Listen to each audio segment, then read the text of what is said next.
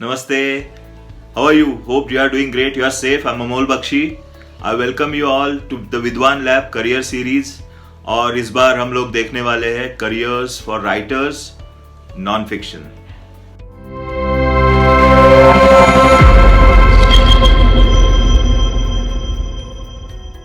पिछली बार हमने देखा था careers for writers in fiction, मतलब फिल्म्स और मूवीज, टीवी, ये सारा कि जो काल्पनिक है.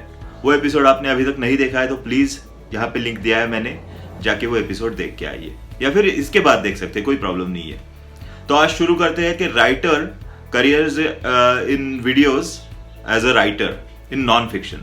नॉन फिक्शन यानी जो काल्पनिक नहीं है, जो कल्पना जिसकी नहीं की गई है, वही चीज यानी फैक्ट जो है, वास्तव है, उस वास्तव को लिखना. वास्तव के लिए जो वीडियोस बनते हैं उसके लिए लिखना.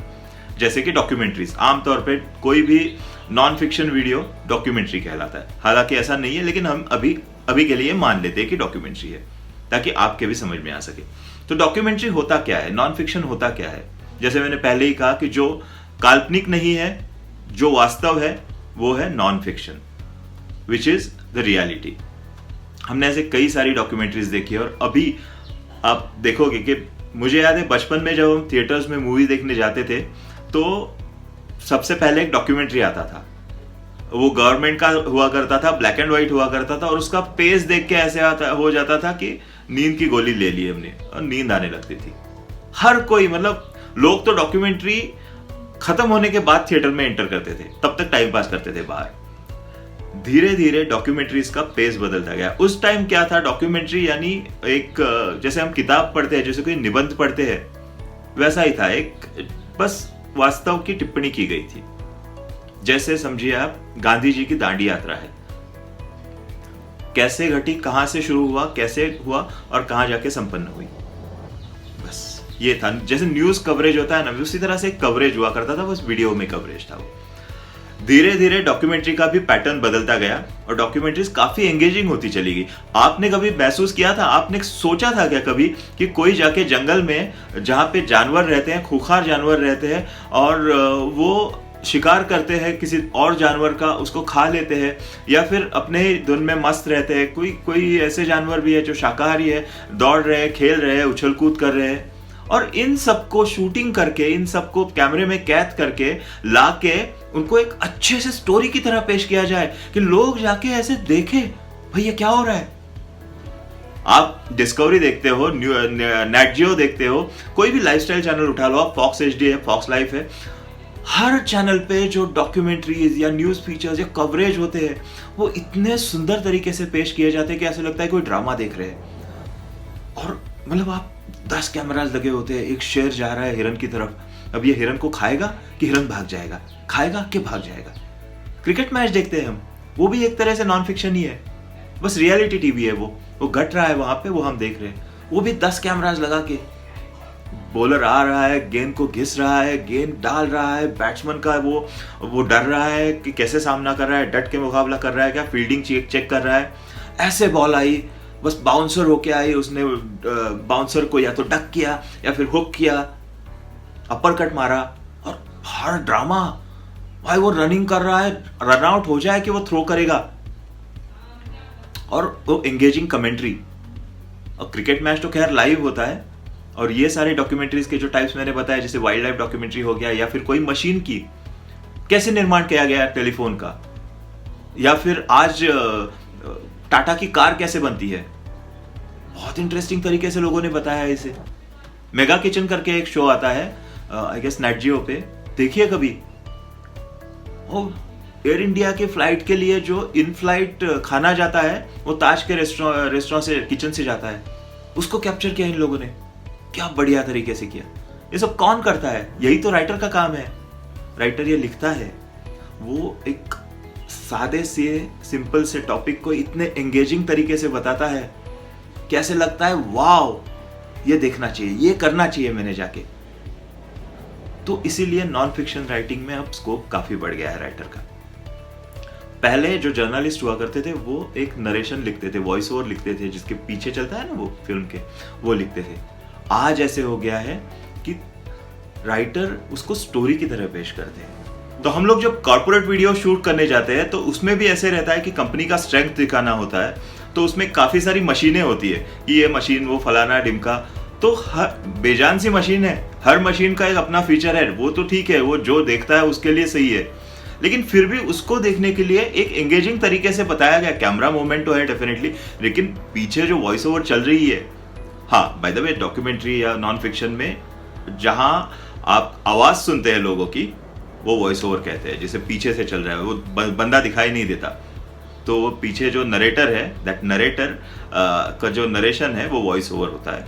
और वो वॉइस ओवर जब आप सुनते हो तो उसे इस तरह से पेश करना होता है कि वो एक कैसे स्टोरी करके सामने आ जाए, भले वो कॉर्पोरेट वीडियो हो या फिर आपका डॉक्यूमेंट्री हो या एक्सप्लेनर वीडियो हो, तो हर एक के लिए स्क्रिप्ट लिखना ज़रूरी होता है और वो काम राइटर का होता है।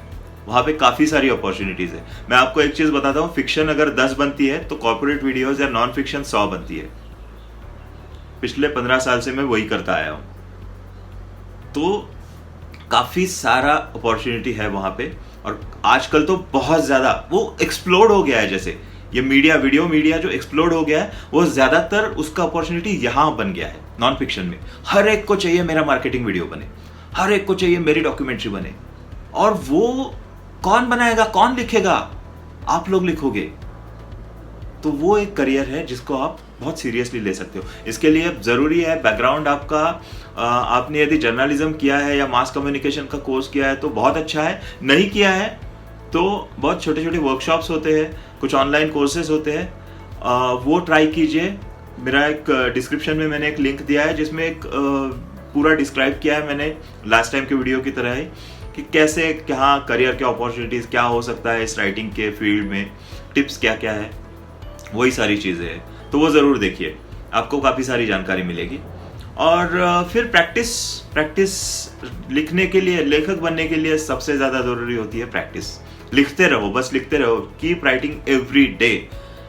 सोचो कि क्या लिख सकते हैं। एक आध डॉक्यूमेंट्री देखी तो इसको मैं अलग तरीके से कैसे पेश कर सकता हूँ। कोई रेसिपी बना रही है आपके घर में, आप रेसिपी बना रहे हो, बिरयानी बना रहे हो, तो सोचो इसको मैं कैसे पेश कर सकता हूँ। है तो बिरयानी गैस पे ही बनती है, चावल होता है, आप उसमें चिकन या जो भी मटन डालते हो या अंडा डालते हो, पनीर डालते हो, जो भी है, लेकिन उसको कैसे इतना एंगेजिंग तरीके से।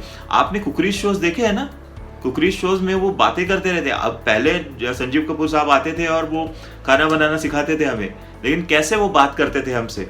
वो संजीव कपूर खुद से ना थोड़ी सारा बोलते थे, उनको भी स्क्रिप्ट दिया होता है, पॉइंटर्स दिए रहते हैं। यहाँ तक कि आप कौन बनेगा करोड़पति देखते हो तो बच्चन साहब को भी स्क्रिप्ट दिया होता है, स्क्रिप्ट लेखक लिखता है। वो प्रैक्टिस आप कर सकते हो शोज देख के, डॉक्यूमेंट्रीज देख के, कैसे इन लोगों ने अच्छे डॉक्यूमेंट्रीज बनाए, कैसे इन डॉक्यूमेंट्रीज को बहुत एंगेजिंग, इंटरेस्टिंग बनाया है कि आप देखते रहो, बोरिंग ना लगे आपको। वही सारा चीज़ है, वही सारा देखना जरूरी है। इसमें कैमरा का जितना इंपॉर्टेंस है उतना ही लेखक का भी है, क्योंकि ना जब आप डॉक्यूमेंट्री के लिए लिखना शुरू कर देते हो तो आइडियल कंडीशंस में, ऑफ कोर्स आइडियल हर जगह नहीं होता, लेकिन आइडियल कंडीशंस में a writer has to visit the place. जैसे समझो अभी आप कुंभ मेला पे डॉक्यूमेंट्री बनाना है, तो उसके लिए तो आप पहले जाके देख के आए, ऐसे तो नहीं हो सकता। आप गए वहां पे कुंभ मेला, क्योंकि उसी टाइम उसी दौरान रहता है, वो एक पर्टिकुलर पीरियड के लिए रहता है, तो आप जाते हो उस पर्टिकुलर पीरियड में शूट करके लाते हो और डॉक्यूमेंट्री बनती है। अब इसके लिए लेकिन ये हो सकता है कि कुंभ मेला कैसा होता है, क्या होता है, उस सब के बारे में आप जानकारी इकट्ठा कर लो एज अ राइटर। उसको आपका क्या विजन है, क्योंकि कुंभ मेला तो वही कुंभ मेला है, उस पर काफी सारी डॉक्यूमेंट्रीज बन चुकी है, तो आपका क्या विजन है उस पर, वो सोचो, आपका क्या टेक है। डायरेक्टर्स के साथ बैठ के वो एक डिस्कस करना बहुत जरूरी है कि आपका पॉइंट ऑफ व्यू क्या है, वो डिसाइड करो। और फिर आप जब एक्चुअल शूटिंग के लिए जाते हो तो आपके पास एक स्केलेटन रेडी रहता है। कोई भी चीज़, ये कुंभ मेला मैंने इसके लिए बताया क्योंकि वो बहुत टाइम बाउंड होता है। कोई भी अलग और कोई चीज़ है, जैसे अभी समझिए गणेश विसर्जन है, वो तो हर साल आता है और वो भी टाइम बाउंड होता है, लेकिन उसमें एक आपका टेक हो सकता है, एक अलग नज़रिया हो सकता है। हर डॉक्यूमेंट्री के लिए लेखक का एक नज़रिया होता है, भले कॉर्पोरेट वीडियो भी हो, वो भले किसी कंपनी के लिए बना रहे हैं हम, लेकिन उसमें भी लेखक का एक नज़रिया होता है। डायरेक्टर के साथ बैठ के क्लाइंट के साथ बैठ के वो डिस्कस होता है, और डिस्कस होने के बाद वो नज़रिया जब, क्योंकि कंपनी के साथ क्या होता है, कंपनी को अपनी प्रोडक्ट बेचनी होती है, अपनी सर्विस बेचनी होती है, तो उनका एक सर्विस बेचने का तरीका होता है जिसको हम कहते हैं कि पोजिशनिंग लाइन। कंपनी का एक पोजिशनिंग होता है, तो उस पोजिशनिंग लाइन को आगे ले जाते हुए, कंपनी का ब्रांड वैल्यू बढ़ाते हुए, उसकी स्ट्रेंथ दिखाते हुए आपको एक कॉर्पोरेट वीडियो बनाना है।